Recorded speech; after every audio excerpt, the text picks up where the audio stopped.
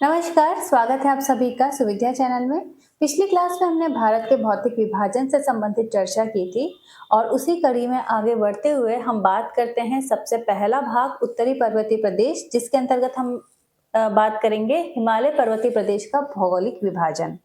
अगर हम हिमालय पर्वतीय भाग जो है उसका भौगोलिक विभाजन देखें तो इसे मुख्य रूप से 3 भागों में बांट सकते हैं। पहला हो जाएगा ट्रांस हिमालय, दूसरा भाग हो जाएगा मुख्य हिमालय और तीसरा भाग हो जाएगा पूर्वांचल क्षेत्र। तो हिमालय पर्वतीय प्रदेश के भौगोलिक विभाजन की बात कर रहे हैं, 3 भागों में से बांट सकते हैं, ट्रांस हिमालय, मुख्य हिमालय तथा पूर्वांचल वाला क्षेत्र। अब सबसे पहले हम उसमें भी पहले बात कर लेते हैं ट्रांस हिमालय। जो ट्रांस हिमालय वाला जो क्षेत्र है, भारत का जो सबसे उत्तरी भाग है वहां पर है ट्रांस हिमालय।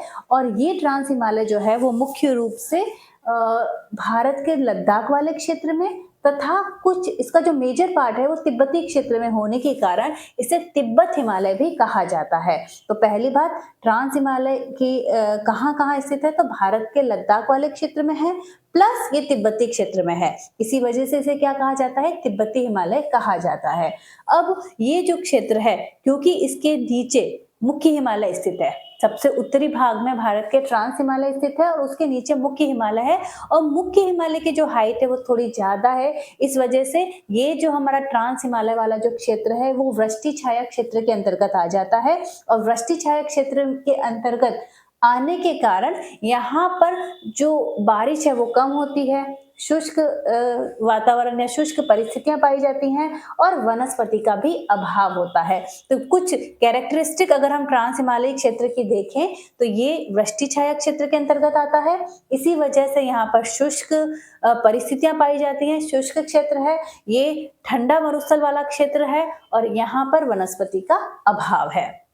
अब ये जो ट्रांस हिमालय का जो ये भाग है, जो मेन सबसे पहले 3 श्रेणियों में से बात कर सकते हैं। हमने पिछली क्लास में भी बात की थी, कलजा नाम की ट्रिक से आप इसे याद कर सकते हो, या फिर JKL में KLJ से आप इसे याद कर सकते हो। काराकोरम श्रेणी है इसकी, एक लद्दाख श्रेणी है और एक जास्कर श्रेणी है। तो ट्रांस हिमालय की 3 प्रमुख श्रेणियां हैं, काराकोरम, लद्दाख और जास्कर। काराकोरम जो श्रेणी है वो सबसे उत्तरी श्रेणी है ट्रांस हिमालय की, और ये काराकोरम श्रेणी आगे चलकर जो पामीर की गांठ है उससे मिल जाती है। तो चलिए एक एक करके हम तीनों श्रेणियों के बारे में चर्चा करते हैं। काराकोरम श्रेणी, काराकोरम श्रेणी जो है वो सबसे उत्तरी श्रेणी है। पहली बात, इसकी जो सर्वोच्च चोटी है वो है K2 गॉडविन ऑस्टिन। इसकी ऊंचाई है 8611 मीटर। यह जो चोटी है K2 गॉडविन ऑस्टिन, ये विश्व की दूसरी सबसे ऊंची चोटी है, क्योंकि जो पहली सबसे ऊंची चोटी है वो है माउंट एवरेस्ट, और भारत की अगर पूछी जाए सबसे ऊंची चोटी है वो यही है K2 गॉडविन ऑस्टिन। यहाँ पर ये जो काराकोरम श्रेणी है, यहाँ पर कुछ हिमनद भी पाए जाते हैं, ग्लेशियर्स भी पाए जाते हैं, जिन्हें अल्पाइन ग्लेशियर्स या अल्पाइन हिमनद कहा जाता है। अब ये अल्पाइन शब्द जो है वो आल्प्स पर्वत से रिलेटेड है, क्योंकि यूरोप में आल्प्स पर्वत हैं जो कि ऊंचाई पर पाए जाते हैं। तो कोई भी ऊंचाई पर अगर कोई चीज स्थित है तो वहां पर हम अल्पाइन शब्द का प्रयोग करते हैं। और इसी वजह से, क्योंकि ट्रांस हिमालय की जो श्रेणी है ऊंचाई पर स्थित है, तो यहाँ पर जो हिमनद पाए जाते हैं उन्हें भी अल्पाइन हिमनद कहा जाता है। तो ऊंचे पर्वतों पर जो इस श्रेणी के हिमनद है उन्हें अल्पाइन हिमनद कहा है। कुछ महत्वपूर्ण ग्लेशियर्स हैं, जैसे सियाचिन, बहुत नाम सुना होगा, भारत और पाकिस्तान के से रिलेटेड जो कुछ डिस्प्यूट है वो सियाचिन जो हिमनद है उससे संबंधित भी होते हैं, और ये बहुत लंबा क्षेत्र है, लगभग 72 किलोमीटर में फैला हुआ है। तो एक तो हो जाएगा सियाचिन हिमनद, हिस्पर हिमनद, बतूरा, बियाफो, बालतोरो। तो ये कुछ महत्वपूर्ण ग्लेशियर्स कहाँ पाए जाते हैं, काराकोरम श्रेणी में पाए जाते हैं। अब जो सियाचिन वाला जो क्षेत्र है वहां पर एक नदी जो है, महत्वपूर्ण नदी जो है वो है नुब्रा नदी। और ये जो नुब्रा नदी है, इसके आसपास का जो क्षेत्र होता है, ये नुब्रा नदी आगे चलकर एक नदी से और मिलती है जो कि है श्योक नदी। तो नुब्रा और श्योक नदी के जो मिलान वाला या संगम वाला जो क्षेत्र है उसे नुब्रा घाटी का क्षेत्र कहा जाता है।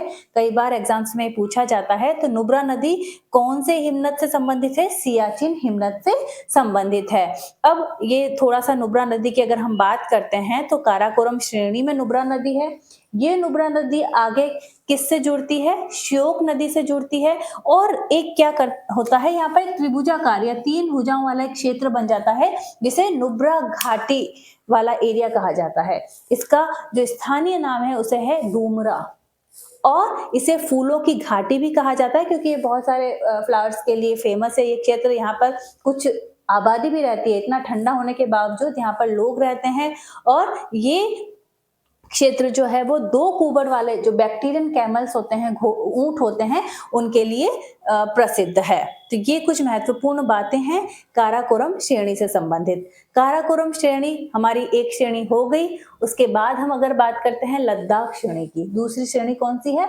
लद्दाख श्रेणी। लद्दाख श्रेणी जो है इसे मुख्य रूप से इसका जो तिब्बती क्षेत्र आ जाएगा ना जब भारत से बाहर, तो इस श्रेणी को क्या कहा जाता है? कैलाश पर्वत कहा जाता है। एक तो ये बात आप याद रखें, इसीलिए लद्दाख श्रेणी को कैलाश पर्वत वाला क्षेत्र, और कैलाश पर्वत के दक्षिण में एक महत्वपूर्ण झील है जिसे कि मानसरोवर झील कहा जाता है, तो वो भी कहाँ आएगी? लद्दाख श्रेणी के अंतर्गत आती है।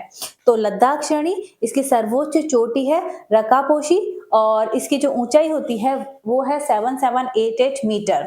ये जो रकापोशी जो चोटी है, इसकी महत्वपूर्णता ये है कि ये सबसे ज्यादा तीव्र ढाल वाली चोटी है।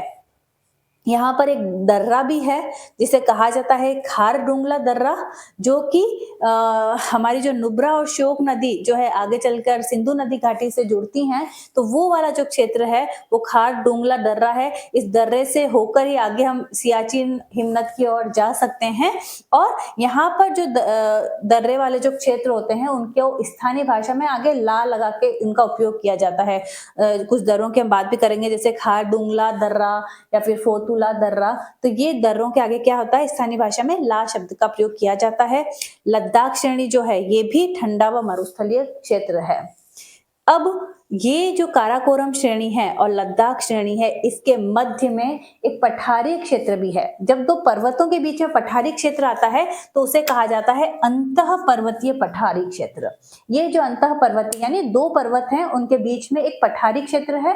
और भारत की जो 2 श्रेणियां हैं, काराकोरम श्रेणी और लद्दाख श्रेणी, इनके मध्य में लद्दाख का पठार पाया जाता है। ये जो लद्दाख का पठार है ये अतिशुष्क पठार है, भारत का सबसे ऊंचा पठार है। इसकी जो हाइट है वो लगभग 4800 मीटर की इसकी हाइट है। और ये भी किस में आएगा भाई? कोल्ड डेजर्ट के रीजन में ही आएगा, जो ठंडे जो मरुस्थलीय क्षेत्र है उसके अंतर्गत ये आता है। और यह जो लद्दाख का पठार है वो अपनी लवणीय झीलों के लिए भी प्रसिद्ध है। तो ये 2 महत्वपूर्ण श्रेणियां हमने देख ली, काराकोरम श्रेणी और लद्दाख श्रेणी। और काराकोरम लद्दाख श्रेणी के बीच में लद्दाख का पठार पाया जाता है। अब हम बात करते हैं तीसरी श्रेणी की। हमने काराकोरम लद्दाख, और तीसरी श्रेणी है जास्कर श्रेणी। जास्कर श्रेणी जो है वो ट्रांस हिमालय का दक्षिणी भाग है। ट्रांस हिमालय का कौन सा भाग हो जाएगा? दक्षिणी भाग है। इसकी जो सबसे ऊंची चोटी है वो है कामेट, और यह सुरु और कर्णाली नदी के मध्य है। और यहाँ पर एक और बात याद रखें आप कि जो लद्दाख और जास्कर है उसके मध्य में ही सिंधु नदी घाटी है। तो जाल से आप याद कर सकते हो, जा से जास्कर और ल से लद्दाख, तो जाल के बीच में क्या है? सिंधु नदी घाटी है। और जास्कर श्रेणी का जो प्रमुख दर्रा है वो है फोतुला दर्रा, जो श्रीनगर को लेह मार्ग से जोड़ता है। तो ये तो हमने बात की ट्रांस हिमालय की। आगे हम बात करेंगे अब मुख्य हिमालय की। ट्रांस हिमालय के बाद नेक्स्ट भाग है मुख्य हिमालय। और मुख्य हिमालय पुनः 3 भागों में बटा हुआ है, वृहद हिमालय या ग्रेट हिमालय, देन मध्य हिमालय, मिडिल हिमालय और शिवालिक की श्रेणियां। अगर हम बात करते हैं मुख्य हिमालय की, तो यह पश्चिम में सिंधु नदी से लेकर पूर्व में ब्रह्मपुत्र नदी तक लगभग 2400 से 2500 किलोमीटर के क्षेत्र में फैला हुआ है। भारत के साथ साथ ये जो वृहद हिमालय है वो नेपाल, भूटान और तिब्बत में फैला हुआ है। नेपाल में इसकी सर्वाधिक ऊंची चोटी जो है, जो माउंट एवरेस्ट की हम बात करते हैं, वो उसी क्षेत्र में स्थित है।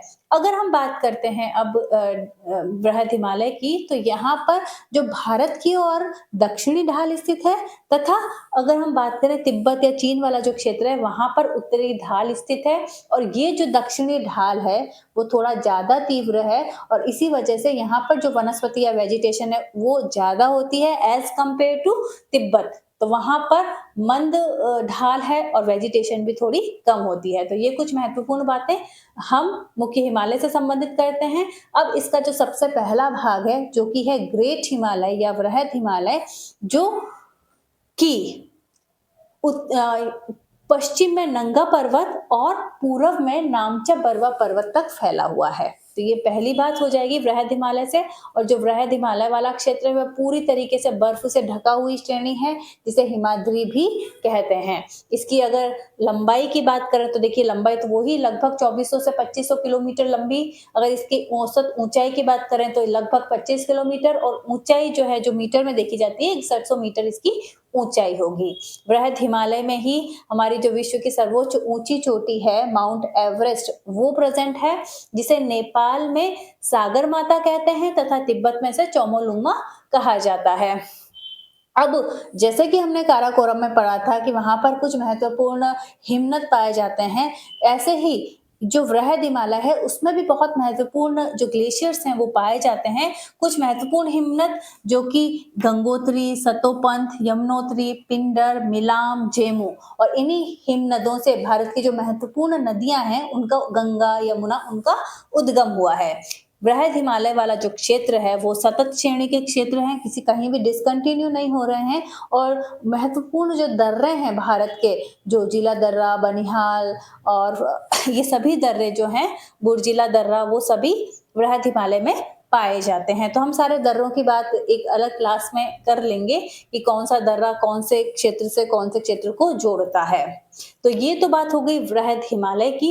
वृहद हिमालय के बाद सेकंड जो भाग हो जाएगा वो इसका हो जाएगा मिडिल हिमालय या मध्य हिमालय। मध्य हिमालय में कई बार कंफ्यूज हो जाते हैं, कई जगह लघु हिमालय भी लिखा होता है या फिर इसे हिमाचल हिमालय भी कहते हैं। अब इसकी जो लगभग ऊंचाई है वो कितनी होती है, 3700 से 4500 मीटर है, जो कि वृहद हिमालय की तुलना में कम है। और इसकी जो चौड़ाई है वो है 50 से 80 किलोमीटर। अब यहाँ पर देखिए सर्दियों में तो ठीक है, ऊपर वाला जो क्षेत्र यहाँ पर भी बर्फ जमी होती है, लेकिन ग्रीष्म ऋतु में क्या होता है कि ग्रीष्म काल में इसके जो उत्तरी क्षेत्र है वहां पर शीतोष्ण कटिबंधीय घास के मैदान बन जाते हैं। और ये जो घास के मैदान है वो जम्मू कश्मीर में तो मर्ग कहलाते हैं। आपने सुना होगा गुलमर्ग, सनमर्ग, सोनमर्ग, तो ये मर्ग कहलाएंगे जम्मू कश्मीर में। और उत्तराखंड में इसे बुग्याल या प्याला कहा जाता है। और ये जो घास के मैदान हैं वो चारे के रूप में उपयोग में लिए जाते हैं। वहाँ की जो लोकल कम्युनिटीज होती हैं वो गर्मियों के समय इस क्षेत्र में पहुंचकर और अपने जो भी इनके जो कैटल्स होते हैं उनको चारे के रूप में फूड प्रोवाइड कराने के काम आते हैं। और वापस जब ठंड होती है तो ये वापस नीचे की साइड आ जाते हैं।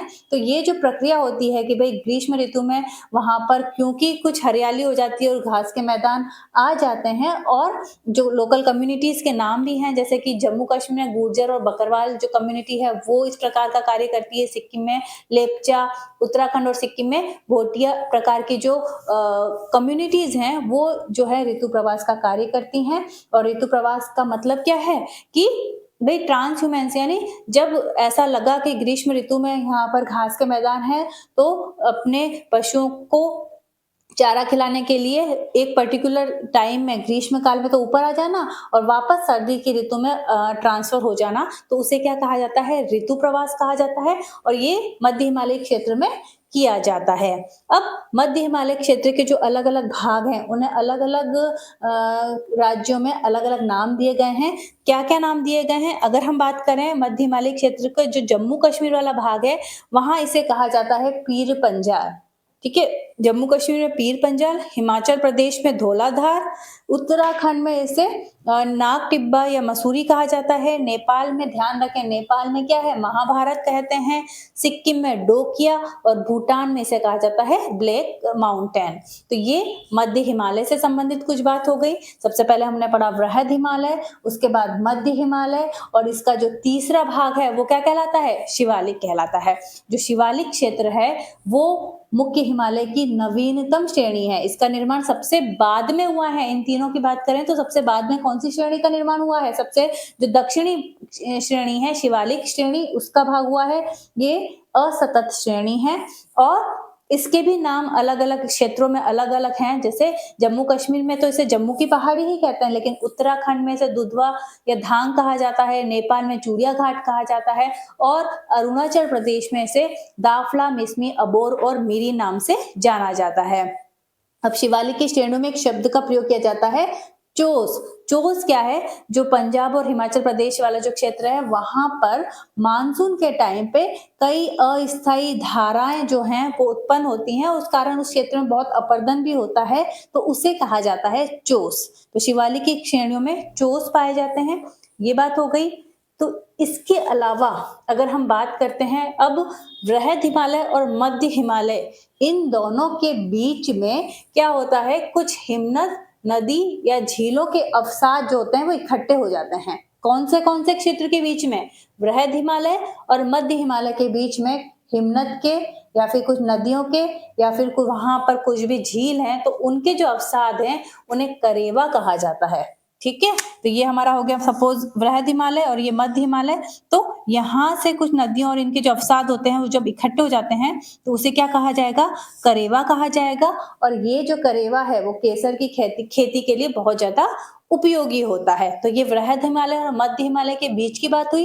इसी प्रकार जब हम बात करते हैं मध्य हिमालय और शिवालिक की श्रेणियों की, तो मध्य हिमालय और शिवालिक की श्रेणियों के मध्य में कुछ अनुदैर्घ्य घाटियां पाई जाती हैं, जिन्हें पश्चिम में तो दून कहा जाता है, और ये जैसे आपने देहरादून सुना होगा, चावल की खेती के लिए उपयोगी है, और पूर्व में इसे कहा जाता है द्वार, जो कि चाय की खेती के लिए उपयोगी है। तो ये सारी बात हमने आज की है मुख्य हिमालय से संबंधित। पर्वतीय प्रदेश के तीसरा भाग पूर्वांचल की ओर चलते हैं। देखिए, हमने पिछली क्लास में हमने बात भी की थी कि ये वाला जो पूरा एरिया है भारत का, ये सब क्या कहलाता है? पूर्वांचल वाला क्षेत्र कहलाता है। यहाँ पे सबसे ऊपर अरुणाचल प्रदेश, फिर नागालैंड, मणिपुर, मिजोरम, ये सारी चीजें जो हैं वो किसके अंतर्गत आएंगी? पूर्वांचल वाले क्षेत्र के अंतर्गत आएंगी। अभी तक हम जो हिमालय के क्षेत्र देख रहे थे, हम पूर्व पश्चिम की तरफ इस तरीके से देख रहे थे, लेकिन यहाँ पर जो पहाड़ियां हैं वो उत्तर से दक्षिण की ओर हम पहाड़ियों की बात करेंगे। तो चलिए बात करते हैं पूर्वांचल की। तो पूर्वांचल जो है क्षेत्र, ये उत्तरी पूर्वी जो राज्य हमारे नॉर्थ ईस्ट वाले जो राज्य हैं, उनमें उत्तर से दक्षिण की ओर जो पहाड़ियां हैं उन्हें सम्मिलित रूप से क्या कहा जाता है? पूर्वांचल का क्षेत्र कहा जाता है। इनका निर्माण कैसे हुआ है? जब हमने हिमालय की बात करी थी शुरू, तो हमने क्या बात की थी कि उसका जो निर्माण है वो मुख्य रूप से इंडो ऑस्ट्रेलियन तथा यूरेशियन प्लेट के अभिसरण के द्वारा हुआ है, जबकि ये जो पूर्वांचल वाला जो भाग है इसका निर्माण इंडो ऑस्ट्रेलियन तथा बर्मा प्लेट के अभिसरण के द्वारा हुआ है, जो कि म्यांमार का जो अराकन योमा वाला है भाग, उसी का ही एक पार्ट है। यहाँ पर जो पहाड़ियां हैं वो मुख्य रूप से सैंडस्टोन की बनी हुई हैं, यानी बालू पत्थर की बनी हुई हैं। यहाँ पर अत्यधिक जैव विविधता है, बायोडायवर्सिटी बहुत अधिक है, बहुत अधिक बारिश भी होती है। तो जो 36 जो हॉट स्पॉट्स हैं, बायोडायवर्सिटी के जो प्रमुख केंद्र हैं, जो संवेदनशील केंद्र हैं, उनमें इसका नाम भी आता है। तो ये कुछ महत्वपूर्ण बातें हैं कि बालू पत्थर की बनी होने के कारण इन क्षेत्रों में अपरदन जो है वो भी थोड़ा अधिक होता है। अब ये पूर्वांचल के क्षेत्र में कौन कौन सी पहाड़ियां पाई जाती हैं? तो एक पहाड़ी जो मुख्य रूप से तो अरुणाचल प्रदेश में पाई जाती है, लेकिन नागालैंड वाले क्षेत्र में भी पाई जाती है। तो ये वाला जो पूरा क्षेत्र है, यहाँ पर कौन सी पहाड़ी पाई जाएगी? वो पटकई बूम करके एक पहाड़ी है, जो कि मुख्य रूप से अरुणाचल प्रदेश में, लेकिन इसका कुछ हिस्सा जो है वो नागालैंड में भी पाया जाता है। इसके अलावा उस नागा पहाड़ियां पाई जाती है नागालैंड में, जिसकी सबसे ऊंची चोटी है सारामती। उसके बाद मणिपुर पहाड़ी, ठीक है, तो मणिपुर में मणिपुर पहाड़ी है। और बराइल भुवन क्या है? नागा पहाड़ी और मणिपुर पहाड़ी को अलग करने वाली जो पहाड़ी है उसे क्या कहा जाता है? बराइल भुवन कहा जाता है। मीजो पहाड़ी, जिसका अन्य नाम है लुसाई पहाड़ी, जो कि मिजोरम में पाई जाने वाली, यहाँ पर देखिए आप नाम से ही उन्हें पता कर सकते हो कि भाई कहाँ की पहाड़ी है। मीजो पहाड़ी की जो सबसे ऊंची चोटी है वो क्या हो जाएगी? ब्लू माउंटेन हो जाएगी। इसी प्रकार त्रिपुरा में स्थित जो पहाड़ी, उसे त्रिपुरा पहाड़ी कहा गया है। और साथ ही जो मिजोरम में जो पहाड़ी है, तो वहां पर जो पहाड़ी का निर्माण हुआ है वो असंगठित चट्टानों के माध्यम से हुआ है, जिसे क्या कहा जाता है? मॉरिसिस बेसिन भी कहा जाता है, या मीजो पहाड़ी भी मिजोरम में पाई जाने वाली एक महत्वपूर्ण भाग है। ये मीजो पहाड़ी तो है ही, लेकिन मॉरिसिस बेसिन क्या हो जाएगा कि यहाँ पर कुछ असंगठित चट्टानों का समूह है, जिस बेसिन को क्या कहा जाता है? मॉरिसिस बेसिन कहा जाता है। तो ये बात हमने आज की क्लास में पूर्वांचल से संबंधित संबोधित भी की। तो ये हमारा जो पहला जो भाग है हिमालय पर्वतीय प्रदेश का जो भौगोलिक विभाजन है वो हमने आज की क्लास में देखा। नेक्स्ट क्लास में हम प्रादेशिक विभाजन जो है उसकी चर्चा करेंगे। बहुत बहुत धन्यवाद।